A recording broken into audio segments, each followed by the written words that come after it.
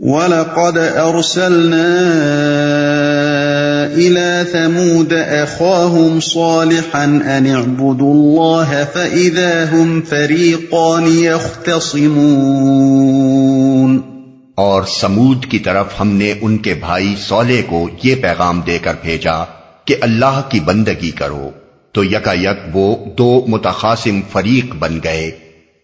اور سمود کی طرف تقابل کے لیے ملاحظہ ہو، الاعراف آیات 73 تا 79، ہود 61 تا 68، الشعراء 141 تا 159، القمر 23 تا 32، الشمس آیات 11 اور 15۔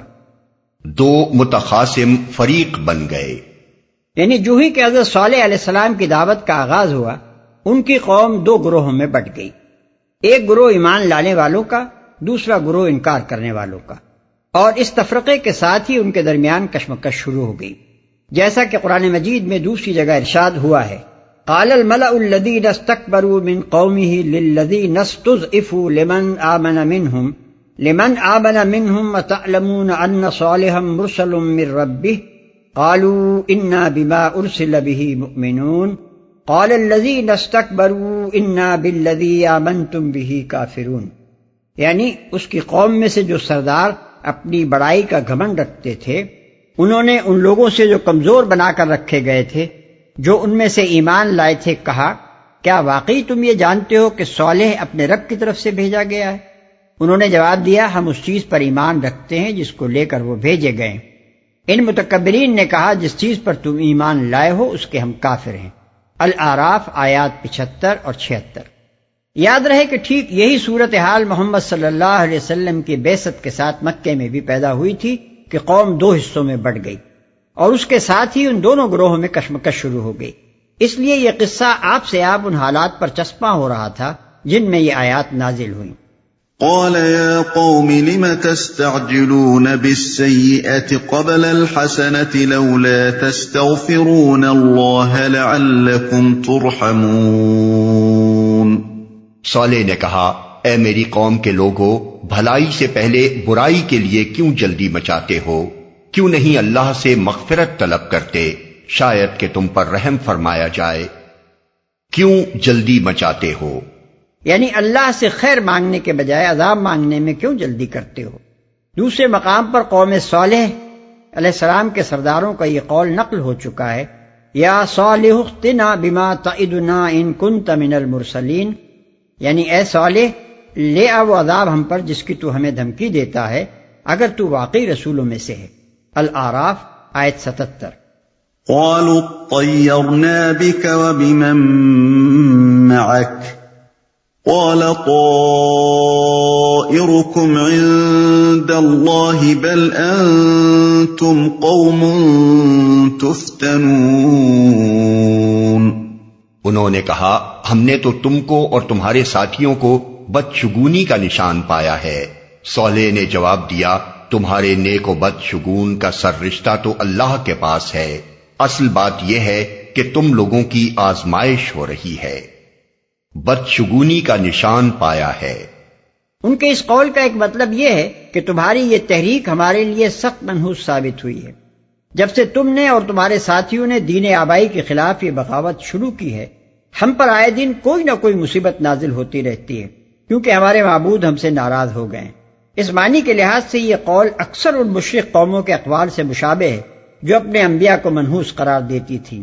چنانچہ سورہ یاسین میں ایک قوم کا ذکر آتا ہے کہ اس نے اپنے انبیاء سے کہا کہ انا تطیرنا بکم، یعنی ہم نے تم کو منحوس پایا ہے، آیت 18۔ یہی بات فرعون کی قوم حضرت موسیٰ علیہ السلام کے متعلق کہتی تھی، فَإِذَا جَاءَتْهُمُ الْحَسَنَةُ قَالُوا لَنَا هَٰذِهِ وَإِن تُصِبْهُمْ سَيِّئَةٌ يَطَّيَّرُ بِمُوسَىٰ وَمَن مَّعَهُ، یعنی جب ان پر کوئی اچھا وقت آتا تو کہتے ہمارے لیے یہی ہے، اور جب کوئی مصیبت آ جاتی تو موسیٰ علیہ السلام اور ان کے ساتھیوں کی نحوست کو اس کا ذمہ دار ٹھہراتے۔ الاعراف آیت 130۔ قریب قریب ایسی ہی باتیں مکہ میں نبی صلی اللہ علیہ وسلم کے متعلق بھی کہی جاتی تھیں۔ دوسرا مطلب اس قول کا یہ ہے کہ تمہارے آتے ہی ہماری قوم میں پھوٹ پڑ گئی ہے۔ پہلے ہم ایک قوم تھے جو ایک دین پر مجتمع تھی، تم ایسے سبز قدم آئے کہ بھائی بھائی کا دشمن ہو گیا اور بیٹا باپ سے کٹ گیا۔ اس طرح قوم کے اندر ایک نئی قوم اٹھ کھڑی ہونے کا انجام ہمیں اچھا نظر نہیں آتا۔ یہی وہ الزام تھا جسے محمد صلی اللہ علیہ وسلم کے مخالفین آپ کے خلاف بار بار پیش کرتے تھے۔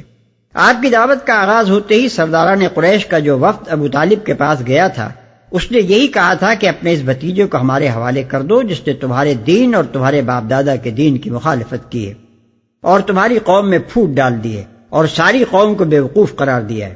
ابن حشام جلد اول صفحہ 285۔ حج کے موقع پر جب کفار مکہ کو اندیشہ ہوا کہ باہر کے زائرین آ کر کہیں محمد صلی اللہ علیہ وسلم کی دعوت سے متاثر نہ ہو جائیں، تو انہوں نے باہم مشورہ کرنے کے بعد یہی طے کیا کہ قبائل عرب سے کہا جائے یہ شخص جادوگر ہے اور اس کے جادو کا اثر یہ ہوتا ہے کہ بیٹا باپ سے، بھائی بھائی سے، بیوی شوہر سے اور آدمی اپنے سارے خاندان سے کٹ جاتا ہے۔ ابن حشام صفحہ 289۔ تم لوگوں کی آزمائش ہو رہی ہے، یعنی بات وہ نہیں ہے جو تم نے سمجھ رکھی ہے۔ اصل معاملہ جسے اب تک تم نہیں سمجھے ہو یہ ہے کہ میرے آنے سے تمہارا امتحان شروع ہو گیا ہے۔ جب تک میں نہ آیا تھا تم اپنی جہالت میں ایک ڈگر پر چلے جا رہے تھے۔ حق اور باطل کا کوئی کھلا امتیاز سامنے نہ تھا، کھرے اور کھوٹے کی پرکھ کا کوئی معیار نہ تھا۔ بدتر سے بدتر لوگ اونچے ہو رہے تھے اور اچھی سے اچھی صلاحیتوں کے لوگ خاک میں ملے جا رہے تھے، مگر اب ایک کسوٹی آ گئی ہے جس پر تم سب جانچے اور پرکھے جاؤ گے۔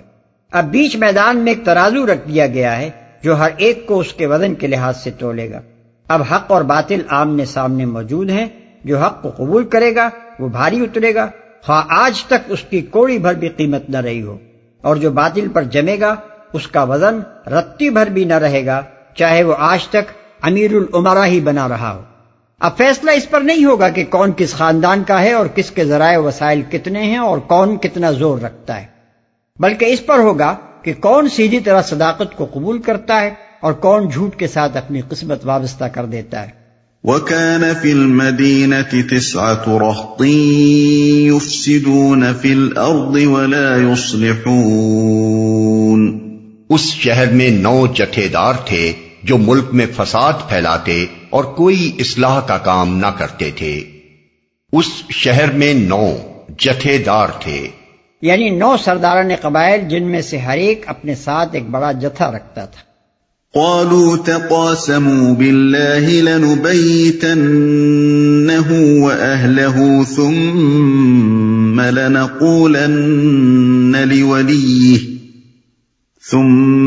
لنقولن لوليه ما شهدنا مهلك أهله وإنا لصادقون۔ انہوں نے آپس میں کہا خدا کی قسم کھا کر عہد کر لو کہ ہم صالح اور اس کے گھر والوں پر شبخون ماریں گے اور پھر اس کے ولی سے کہہ دیں گے کہ ہم اس کے خاندان کی ہلاکت کے موقع پر موجود نہ تھے، ہم بالکل سچ کہتے ہیں۔ ولی یعنی حضرت صالح علیہ السلام کے قبیلے کے سردار سے جس کو قدیم قبائلی رسم و رواج کے مطابق ان کے خون کے دعوے کا حق پہنچتا تھا۔ یہ وہی پوزیشن تھی جو نبی صلی اللہ علیہ وسلم کے زمانے میں آپ کے چچا ابو طالب کو حاصل تھی۔ کفار قریش بھی اسی اندیشے سے ہاتھ روکتے تھے کہ اگر وہ حضرت صلی اللہ علیہ وسلم کو قتل کر دیں گے تو بنی ہاشم کے سردار ابو طالب اپنے قبیلے کی طرف سے خون کا دعویٰ لے کر اٹھیں گے۔ ہم بالکل سچ کہتے ہیں۔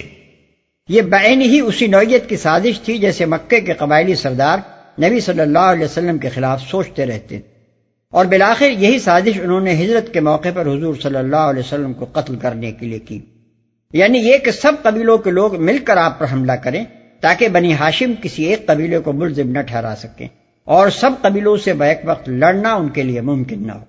وَمَكَرُوا مَكْرًا وَمَكَرْنَا مَكْرًا وَهُمْ لَا يَشْعُرُونَ۔ یہ چال تو وہ چلے اور پھر ایک چال ہم نے چلی جس کی انہیں خبر نہ تھی۔ یعنی قبل اس کے کہ وہ اپنے طے شدہ وقت پر حضرت صالح علیہ السلام کے ہاں شبخون مارتے، اللہ تعالیٰ نے اپنا عذاب بھیج دیا، اور نہ صرف وہ بلکہ ان کی پوری قوم تباہ ہو گئی۔ معلوم ایسا ہوتا ہے کہ یہ سازش ان لوگوں نے اونٹنی کی کوچیں کاٹنے کے بعد کی تھی۔ سورہ ہود میں ذکر آتا ہے کہ جب انہوں نے اونٹنی کو مار ڈالا تو حضرت صالح علیہ السلام نے انہیں نوٹس دیا کہ بس اب 3 دن مزے کر لو، اس کے بعد تم پر عذاب آ جائے گا۔ فقال تمتعوا فی دارکم 3 ایام ذلک وعد غیر مکذوب۔ اس پر شاید انہوں نے سوچا ہوگا کہ صالح علیہ السلام کا عذاب موعود تو آئے چاہے نہ آئے، ہم لگے ہاتھوں اونٹنی کے ساتھ اس کا بھی کیوں نہ کام تمام کر دیں۔ چنانچہ اغلب یہ ہے کہ انہوں نے شبخون مارنے کے لیے وہی رات تجویز کی ہوگی جس رات عذاب آنا تھا، اور قبل اس کے کہ ان کا ہاتھ حضرت صالح علیہ السلام پر پڑتا، خدا کا زبردست ہاتھ ان پر پڑ گیا۔ فانظر كيف كان عاقبة مكرهم أنا دمرناهم وقومهم أجمعين۔ اب دیکھ لو کہ ان کی چال کا انجام کیا ہوا، ہم نے تباہ کر کے رکھ دیا ان کو اور ان کی پوری قوم کو۔ فَتِلْكَ بُيُوتُهُمْ خَاوِيَةً بِمَا ظَلَمُوا إِنَّ فِي ذَلِكَ لَآيَةً لِقَوْمٍ يَعْلَمُونَ۔ وہ ان کے گھر خالی پڑے ہیں اس ظلم کی پاداش میں جو وہ کرتے تھے، اس میں ایک نشان عبرت ہے ان لوگوں کے لیے جو علم رکھتے ہیں۔ یعنی جاہلوں کا معاملہ تو دوسرا ہے، وہ تو کہیں گے کہ حضرت صالح علیہ السلام اور ان کی اونٹنی کے معاملے سے اس زلزلے کا کوئی تعلق نہیں ہے جو قوم سمود پر آیا۔ یہ چیزیں تو اپنے طبعی اسباب سے آیا کرتی ہیں، ان کے آنے یا نہ آنے میں اس چیز کا کوئی دخل نہیں ہو سکتا کہ کون اس علاقے میں نیکوکار تھا اور کون بدکار، اور کس نے کس پر ظلم کیا تھا اور کس نے رحم کھایا تھا۔ یہ محض واعظانہ ڈھکوسلے ہیں کہ فلاں شہر یا فلاں علاقہ فسق و فجور سے بھر گیا تھا، اس لیے اس پر سیلاب آ گیا، یا زلزلے نے اس کی بستیاں الٹ دی، یا کسی اور بلائے ناگہانی نے اسے تلپٹ کر ڈالا۔ لیکن جو لوگ علم رکھتے ہیں وہ جانتے ہیں کہ کوئی اندھا بہرا خدا اس کائنات پر حکومت نہیں کر رہا ہے، بلکہ ایک حکیم و دانا ہستی یہاں قسمتوں کے فیصلے کر رہی ہے۔ اس کے فیصلے طبعی اسباب کے غلام نہیں ہیں، بلکہ طبعی اسباب اس کے ارادے کے غلام ہیں۔ اس کے ہاں قوموں کو گرانے اور اٹھانے کے فیصلے اندھا دھند نہیں کیے جاتے، بلکہ حکمت اور عدل کے ساتھ کیے جاتے ہیں۔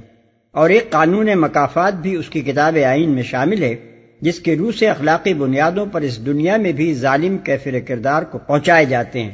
ان حقیقتوں سے جو لوگ باخبر ہیں وہ اس زلزلے کو اسباب طبیعی کا نتیجہ کہہ کر نہیں ٹال سکتے، وہ اسے اپنے حق میں تنبیہ کا کوڑا سمجھیں گے، وہ اس سے عبرت حاصل کریں گے، وہ ان اخلاقی اسباب کو سمجھنے کی کوشش کریں گے جن کی بنا پر خالق نے اپنی پیدا کی ہوئی ایک پھلتی پھولتی قوم کو غارت کر کے رکھ دیا۔ وہ اپنے رویے کو اس راہ سے ہٹائیں گے جو اس کا غضب لانے والی ہے، اور اس راہ پر ڈالیں گے جو اس کی رحمت سے ہمکنار کرنے والی ہے۔ وَأَنجَيْنَا الَّذِينَ آمَنُوا وَكَانُوا يَتَّقُونَ، اور بچا لیا ہم نے ان لوگوں کو جو ایمان لائے تھے اور نافرمانی سے پرہیز کرتے تھے۔ وَلُوطًا إِذْ قَالَ لِقَوْمِهِ أَتَأْتُونَ الْفَاحِشَةَ وَأَنْتُمْ تُبْصِرُونَ أَإِنَّكُمْ لَتَأْتُونَ الرِّجَالَ شَهْوَةً مِّن دُونِ النِّسَاءِ بَلْ أَنْتُمْ قَوْمٌ تَجْهَلُونَ۔ اور لوط کو ہم نے بھیجا، یاد کرو وہ وقت جب اس نے اپنی قوم سے کہا، کیا تم آنکھوں دیکھے بدکاری کرتے ہو؟ کیا تمہارا یہی چلن ہے کہ عورتوں کو چھوڑ کر مردوں کے پاس شہوت رانی کے لیے جاتے ہو؟ حقیقت یہ ہے کہ تم لوگ سخت جہالت کا کام کرتے ہو۔ اور لوط کو تقابل کے لیے ملاحظہ ہو الاعراف آیات 80 تا 84، ہود 74 تا 83، الحجر 57 تا 77، الانبیاء 71 تا 75، الشعراء 160 تا 174، العنکبوت 28 تا 75، الصافات 133 تا 138، القمر 33 تا 39۔ آنکھوں دیکھتے بدکاری کرتے ہو۔ اس ارشاد کے کئی مطلب ہو سکتے ہیں، اور غالباً وہ سب ہی مراد ہیں۔ ایک یہ کہ تم اس فعل کے فحش اور کار بد ہونے سے ناواقف نہیں ہو، بلکہ جانتے بوجھتے اس کا ارتکاب کرتے ہو۔ دوسرے یہ کہ تم اس بات سے بھی ناواقف نہیں ہو کہ مرد کی خواہش نفس کے لیے مرد نہیں پیدا کیا گیا بلکہ عورت پیدا کی گئی ہے، اور مرد و عورت کا فرق بھی ایسا نہیں ہے کہ تمہاری آنکھوں کو نظر نہ آتا ہو، مگر تم کھلی آنکھوں کے ساتھ یہ جیتی مکھی نگلتے ہو۔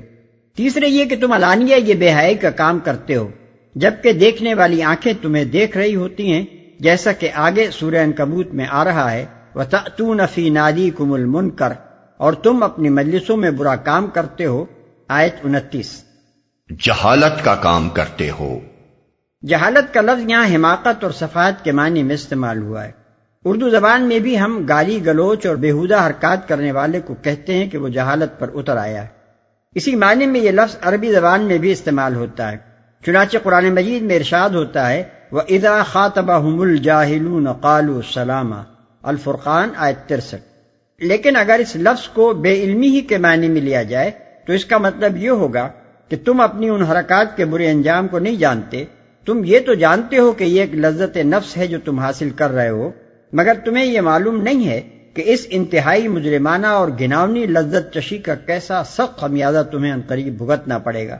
خدا کا عذاب تم پر ٹوٹ پڑنے کے لیے تیار کھڑا ہے اور تم ہو کہ انجام سے بے خبر اپنے اس گندے کھیل میں منہمک ہو. فما كان جواب قومه إلا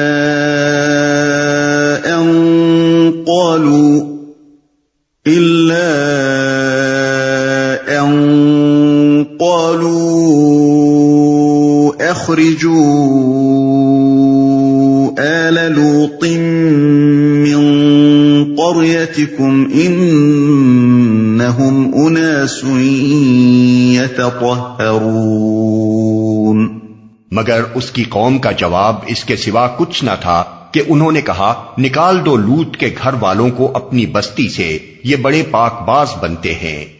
فأنجيناه وأهله إلا امرأته قدرناها من الغابرين. آخر کار ہم نے بچا لیا اس کو اور اس کے گھر والوں کو بجز اس کی بیوی کے جس کا پیچھے رہ جانا ہم نے طے کر دیا تھا. یعنی پہلے ہی حضرت لوط علیہ السلام کو ہدایت کر دی گئی تھی کہ وہ اس عورت کو اپنے ساتھ نہ لے جائیں کیونکہ اسے اپنی قوم کے ساتھ ہی تباہ ہونا ہے. وَأَمْطَرْنَا عَلَيْهِمْ مَطَرًا فَسَاءَ مَطَرُ الْمُنذَرِينَ. اور برسائی ان لوگوں پر ایک برسات، بہت ہی بری برسات تھی وہ ان لوگوں کے حق میں جو متنبع کیے جا چکے تھے.